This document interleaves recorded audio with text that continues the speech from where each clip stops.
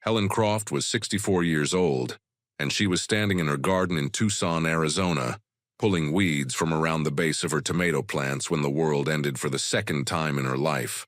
The first time was when her daughter, Rachel, died of an aneurysm at 31, sitting at her kitchen table, mid-sentence, gone between one word and the next with no warning and no explanation and no mercy.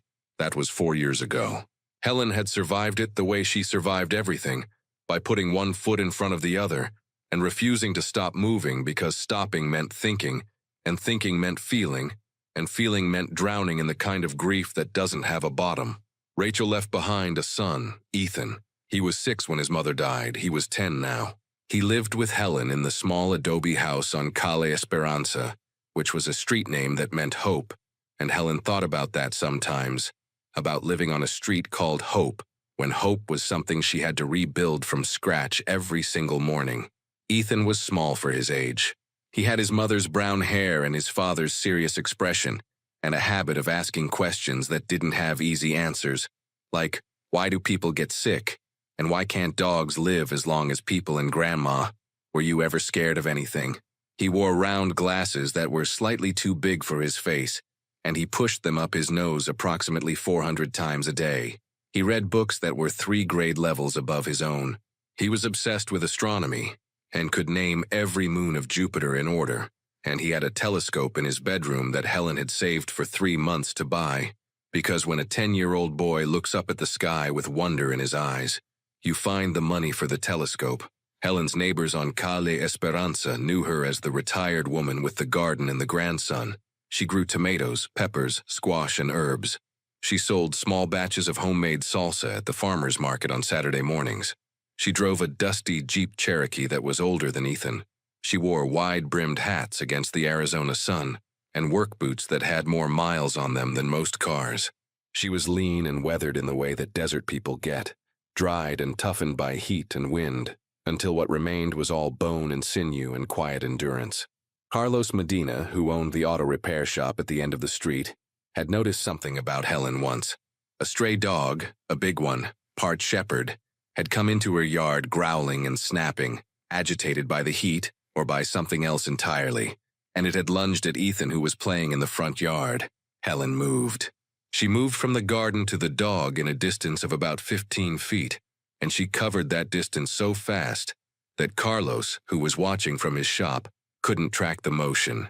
One moment she was kneeling in the dirt. The next moment, she was between the dog and Ethan, one hand on the dog's scruff, the other on its muzzle, controlling the animal with a grip that was firm but not cruel, redirecting it, calming it, neutralizing the threat in approximately 3 seconds. Carlos had spent 4 years in the Marines. He had seen people move like that, but not retired grandmothers who grew tomatoes and sold salsa at the farmer's market.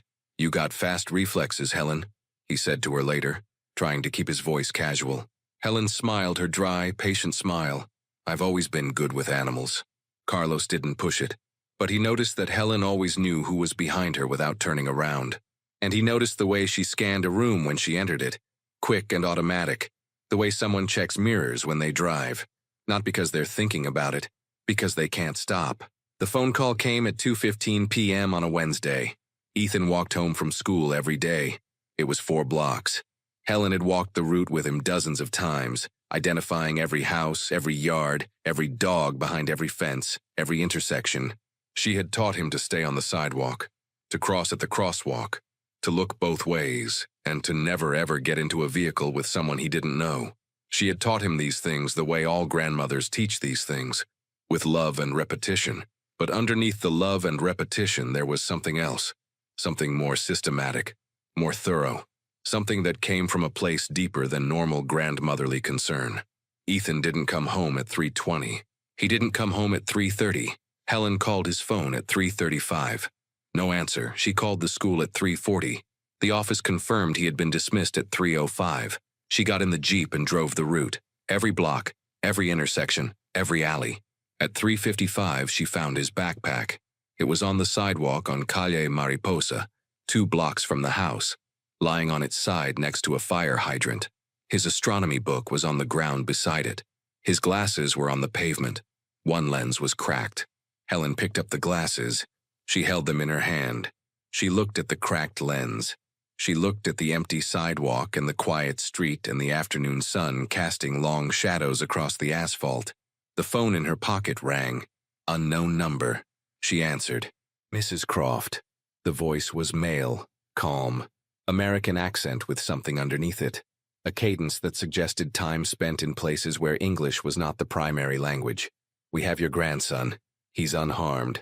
He'll stay that way as long as you follow instructions. Who is this? My name doesn't matter. What matters is that you owe a debt. Not a financial debt, an operational debt. You took something from the people I work for, a long time ago. In a place very far from Tucson, they want it back, and they're willing to trade your grandson for it. Helen stood on the sidewalk holding her grandson's cracked glasses, and she felt the desert wind on her face, and she felt the sun on her shoulders, and she felt, deep in the bedrock of her body, something shift. Something that had been sealed and buried and covered over with years of tomato plants and salsa recipes and Saturday morning farmers markets. Something old and vast and absolutely lethal. What do they want? She said. There's a hard drive. You removed it from a compound in eastern Syria in 2014. It contains financial records, communication logs, and the identities of assets embedded in 3 governments. Your agency was supposed to destroy it. You kept a copy. My employers want that copy. Helen said nothing for 5 seconds.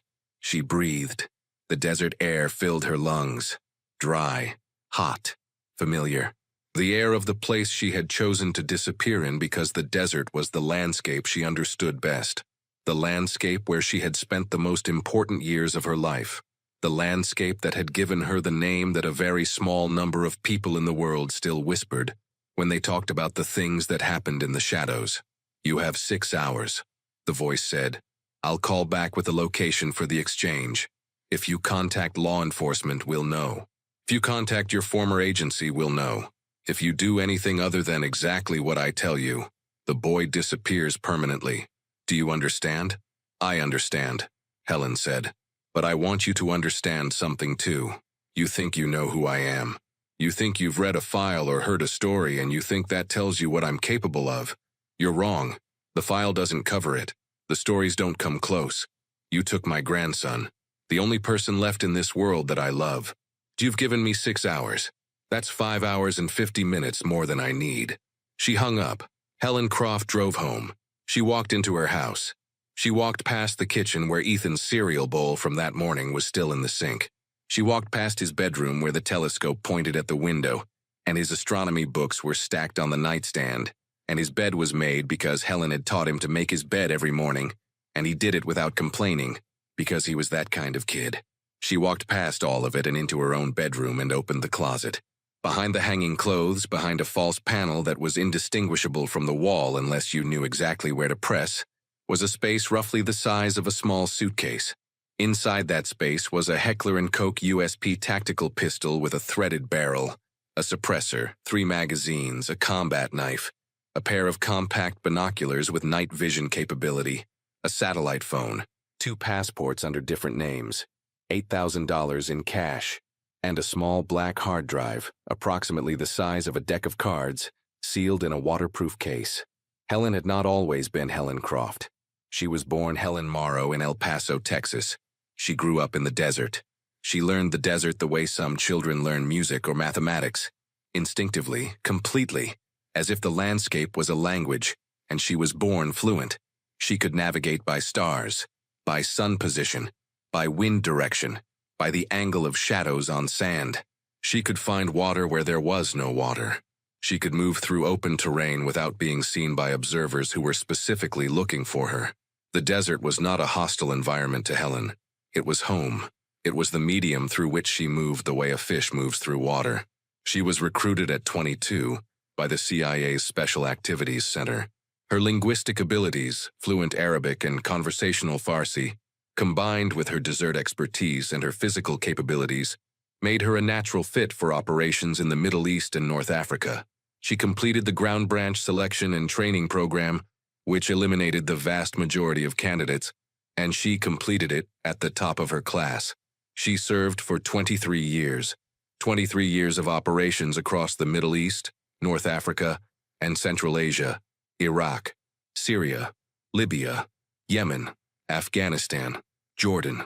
Places where the desert stretched to every horizon, and the difference between life and death was often determined by who understood the terrain better.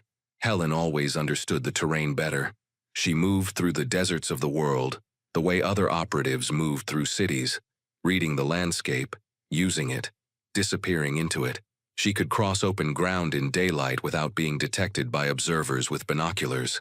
She could travel 50 miles on foot through featureless terrain and arrive at a precise set of coordinates within a margin of error measured in feet. She could lie motionless in a concealed position for days, enduring heat that exceeded 130 degrees, surviving on minimal water, waiting for the moment that the mission required her to move. Her call sign was Desert Ghost. She earned it in Iraq in 2006 during an operation that became legend within the Special Operations community. Her team was compromised 60 miles inside hostile territory, communications destroyed, vehicles disabled, 3 team members wounded. Helen took command. She led them across 60 miles of open desert in 3 days, navigating by the stars, moving at night, hiding during the day under improvised concealment in terrain that offered almost no cover. She found water in a dry wadi that every map said was empty. She evaded 4 separate search patrols, each time detecting them before they detected her, and rerouting the team through terrain so inhospitable that the pursuers didn't bother to search it. She brought every member of her team home alive.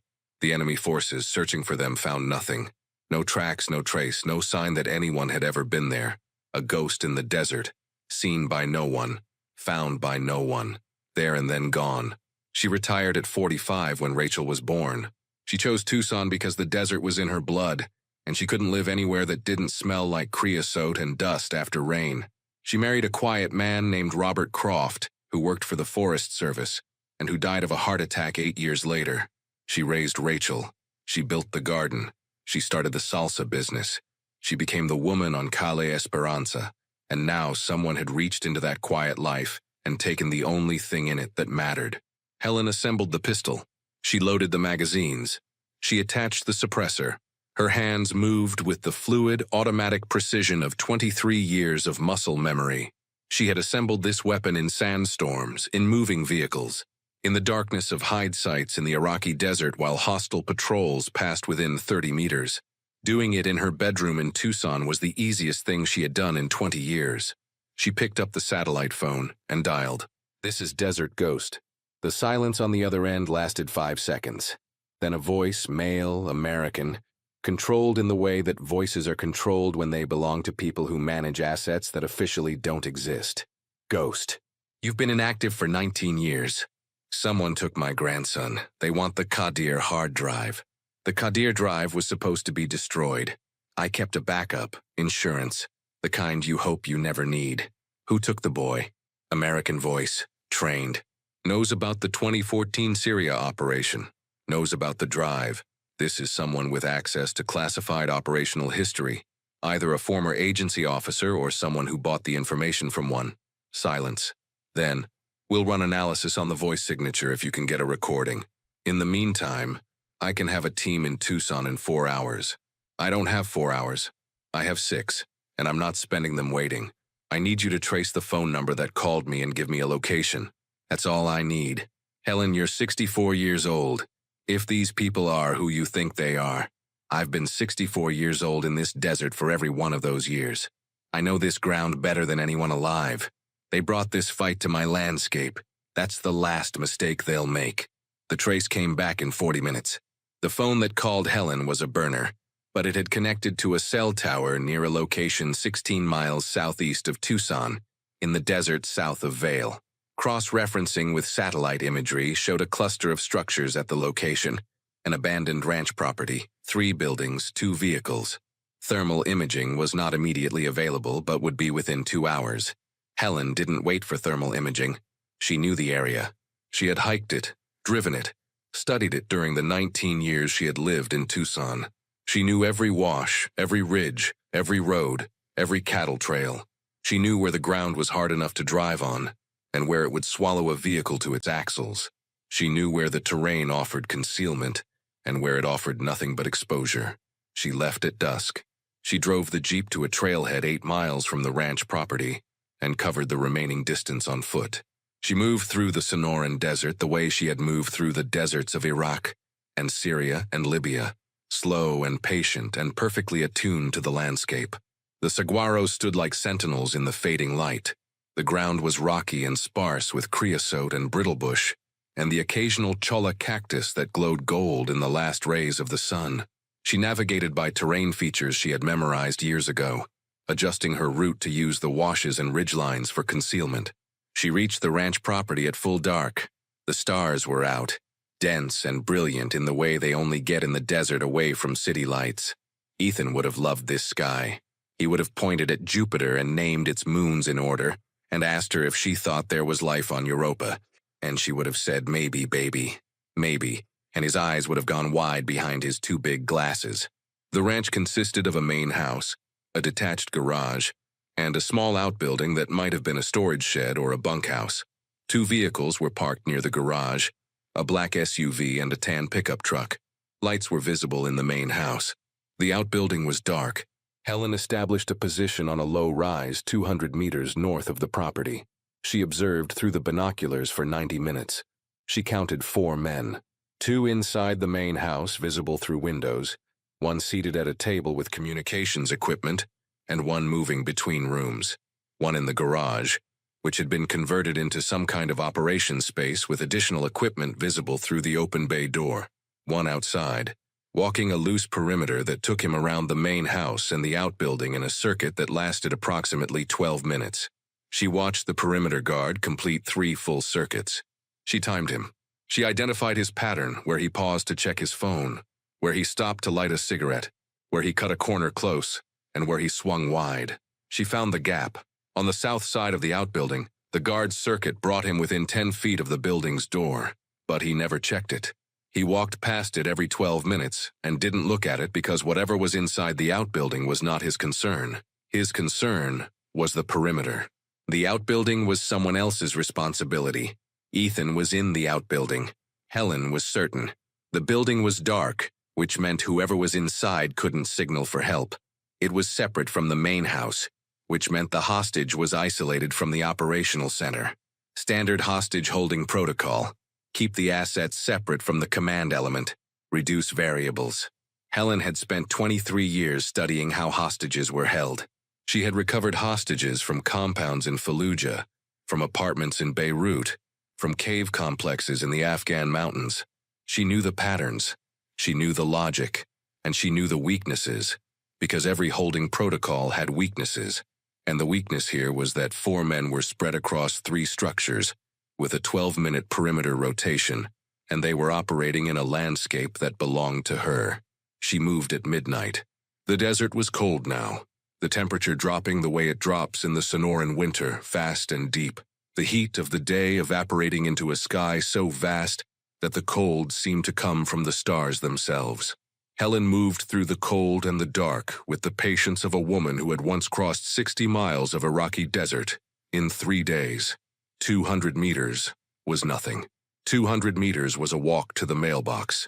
The perimeter guard passed the south side of the outbuilding at 12:07 a.m. Helen let him pass. She counted. She had 12 minutes. She moved to the outbuilding door, simple padlock. She picked it in under a minute. She eased the door open. The interior was dark and smelled like dust and old hay and motor oil. She stepped inside. She waited for her eyes to adjust. Ethan was in the corner, sitting on a folding cot, his knees pulled to his chest, his arms wrapped around his legs. His face was pale in the darkness.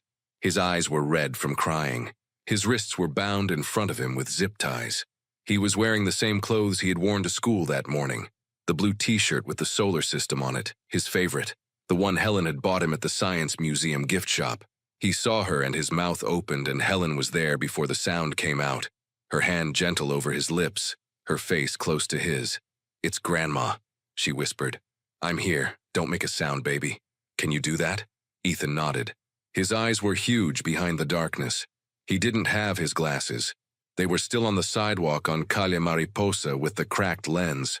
He was seeing the world in blur, but he could see his grandmother's face, the face he knew better than any other face in the world, and the relief that flooded through him was so total that his entire body went limp. Helen cut the zip ties with the knife. She pulled Ethan against her chest and held him for 3 seconds. 3 seconds of being a grandmother. 3 seconds of feeling his heartbeat against hers, and his small hands gripping her jacket, and his breath warm against her neck. "Are you hurt?" she whispered. "No, they didn't hurt me. I was scared, Grandma." "I know, baby, you were brave. Now I need you to be brave for 5 more minutes. Can you do that?" "Yes." She picked him up. He was 10, but he was small for his age, and she was strong in the way that desert women are strong, lean and tireless. The kind of strength that doesn't show in muscle definition, but shows in endurance, in the ability to keep going long after the body says stop. She carried him to the door. She checked the perimeter. The guard was on the far side of the main house. She had 7 minutes before he came back around. Enough time. She moved. Ethan on her hip, pistol in her right hand, moving north across the open ground toward the rise where she had established her observation position. The desert floor was hard and rocky, and her boots made almost no sound on it. The stars were overhead, dense and silver, and the cold was sharp and clean, and the only sound was the wind moving through the creosote bushes. They were 100 meters from the ranch when the outbuilding door, which Helen had closed but could not relock from the outside, swung open in the wind and banged against the frame. The sound carried across the still desert air like a gunshot. Helen heard the perimeter guard's voice, a shout, then another shout from inside the main house. Lights came on. The garage bay door opened. She heard the sound of boots on gravel and voices raised in alarm, and the specific, urgent chaos of men who had just discovered that their hostage was gone. She moved faster, not running, moving. Controlled, deliberate, fast movement across terrain she knew in her bones. Ethan's face was pressed against her shoulder. His arms were around her neck. She could feel him trembling. "Close your eyes, baby," she said. "Count the moons of Jupiter for me." Out loud, quietly. "Yo," Ethan whispered against her shoulder. "Europa, Ganymede, Callisto. Keep going. Amalthea, Himalaya, Ilara." She reached the rise. She set Ethan down behind a cluster of rocks and knelt in front of him. "Stay right here, don't move, keep counting." "Grandma." "Count, baby." She turned back toward the ranch. 2 flashlight beams were sweeping the desert south of the outbuilding. The men were searching in the wrong direction, toward the road, the logical escape route. They didn't know about the trailhead 8 miles to the north. They didn't know about the Jeep. They were looking for vehicle tracks on the access road because that's what made sense. That's what logic dictated. And they were dealing with a 64-year-old grandmother, so logic should have been sufficient. But logic didn't account for the desert ghost. Logic didn't account for 23 years of moving through landscapes like this and leaving no trace. Logic didn't account for a woman who could cross open desert without leaving tracks that anyone but a master tracker could follow. And there were no master trackers at this ranch, just 4 men with flashlights and rifles, and a rapidly deteriorating understanding of the situation they were in. Helen moved parallel to the search line. She circled south, using the terrain, staying in the washes where the sandy bottom swallowed footprints, moving behind the ridge lines where the flashlight beams couldn't reach. She approached the ranch from the southeast, the direction they had already searched and dismissed. The first man she encountered was the perimeter guard. He was standing near the outbuilding, his rifle at his side, speaking into a radio. Helen came out of the darkness behind him and applied a chokehold. He struggled.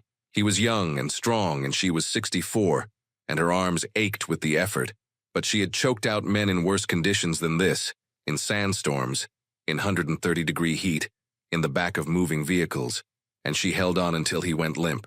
She zip-tied him with ties from his own tactical vest and gagged him with a strip of cloth from her pack. The second man was in the garage. He was at the communications equipment trying to reach someone on a satellite phone. Helen entered through the side door and crossed the distance before he turned around. She controlled his weapon hand, stripped the rifle away from him, and put him on the floor with a technique that used his own weight and momentum against him. He hit the concrete hard enough to daze him. She secured him.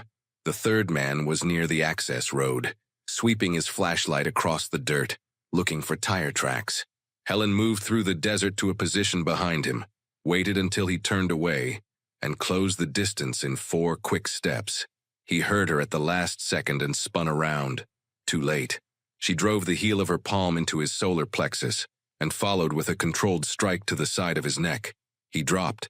3 down, 1 remaining, the one inside the house, the one with the American voice and the knowledge of the Qadir hard drive and the operational history. The one who had planned this. Helen entered the main house through the kitchen door. The house was old, adobe, with thick walls and small windows, and a layout she had assessed from her observation position. Kitchen to living room to bedroom to a back room that served as the operations center. She found him in the operations center. He was standing at a table covered with maps and photographs and a laptop that was open to a satellite image of her house on Calle Esperanza. Her garden was visible. Her Jeep was in the driveway. Ethan's bicycle was in the yard. He was in his 50s.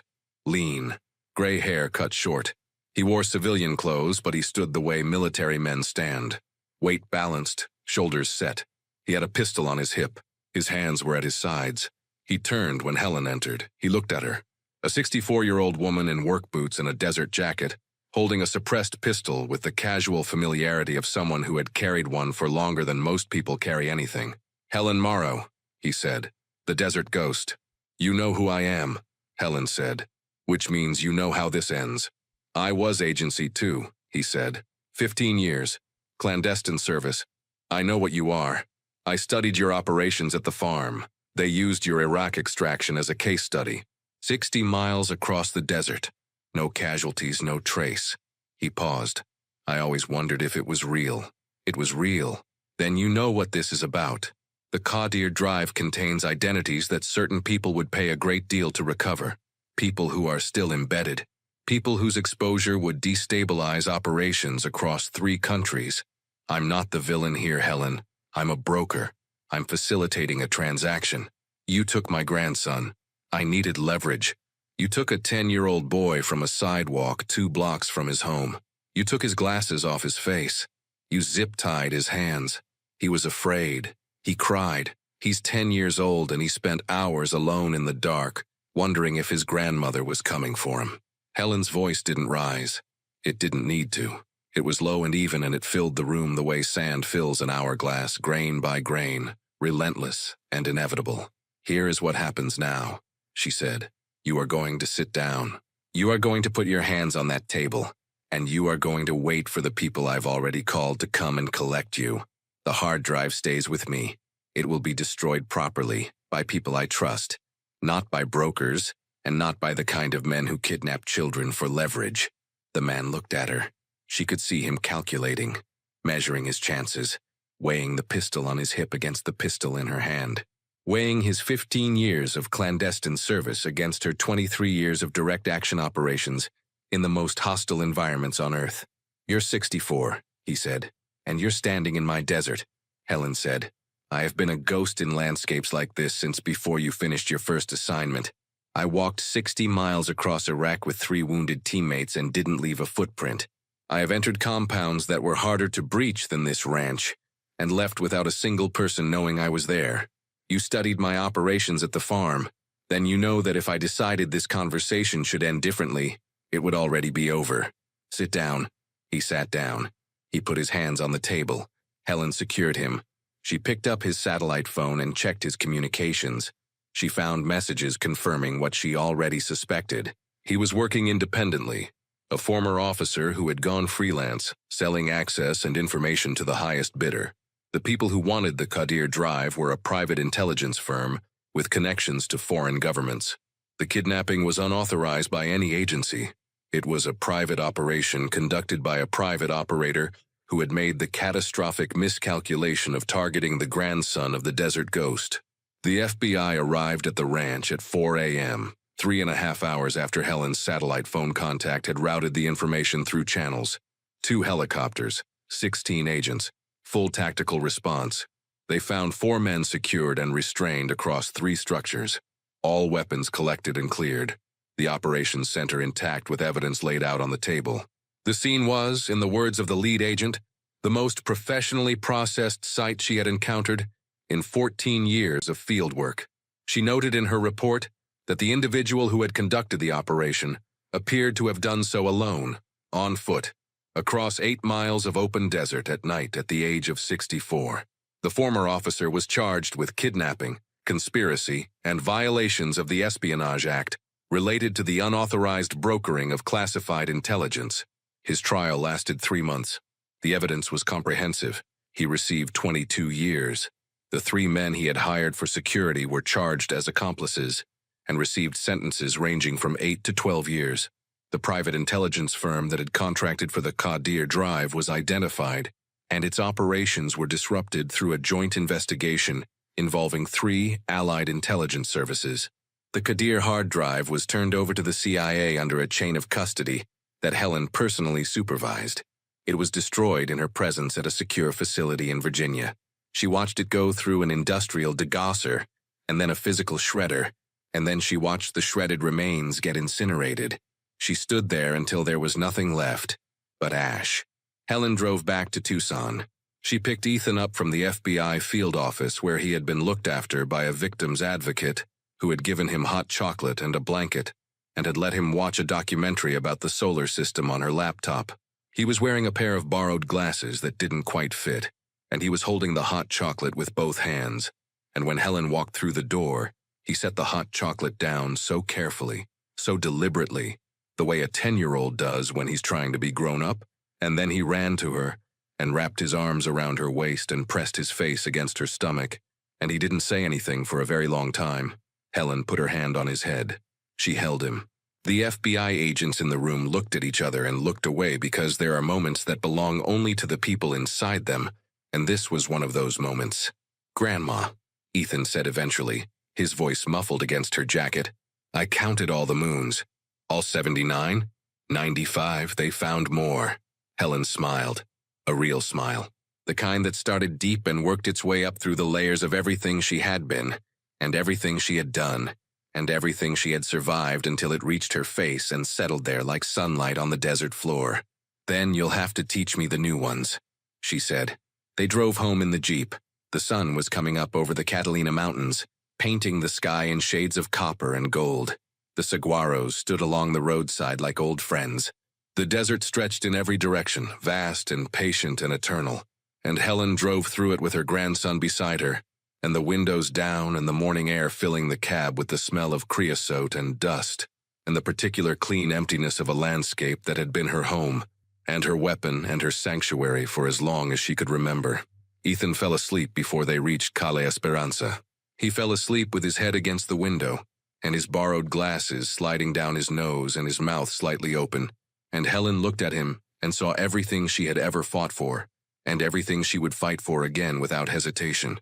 She carried him inside. She put him in his bed.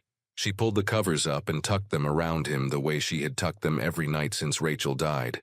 She picked up his telescope from the windowsill and angled it toward the part of the sky where Jupiter would be visible that evening, because when he woke up, he would want to look, and the eyepiece should be ready. She went to the kitchen. She made coffee. She sat at the table and looked at the garden through the window. The tomato plants needed watering. The peppers were almost ready to pick. The Saturday farmers market was in 3 days, and she needed to make a new batch of salsa. The pistol was back behind the false panel in the closet. The satellite phone was beside it. The passports, the cash, the knife, all of it put away, sealed, silent. Helen Croft drank her coffee and watched the morning light move across her garden and listened to her grandson breathing in the next room. And the house was quiet, and the desert was still, and the ghost was home. She had been a ghost for 23 years. She had moved through the deserts of the world and left no trace and saved American lives that would never know her name. She had done things in the dark that kept the light safe for people who would never know the dark existed. And now she grew tomatoes and made salsa, and raised a 10-year-old boy who counted the moons of Jupiter, and drew pictures of the solar system, and looked up at the sky with wonder, because the world was still full of things worth wondering about. Some people wear capes. Helen wore work boots and a wide-brimmed hat, and she was the most dangerous person in the Sonoran Desert, and nobody knew it except the desert itself, which had always known, which had always recognized her, which had given her its name because she had earned it across 60 miles of Iraqi sand and 23 years of silent, faithful, invisible service. The desert ghost, retired, growing tomatoes on a street called Hope. If you believe that true heroes carry scars and not capes, share this story.